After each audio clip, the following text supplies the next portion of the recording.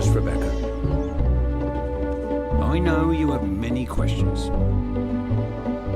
So do I. After all, life is a mystery. But if there's one answer to all the great riddles of the universe, one secret to happiness, I propose it would be simply this.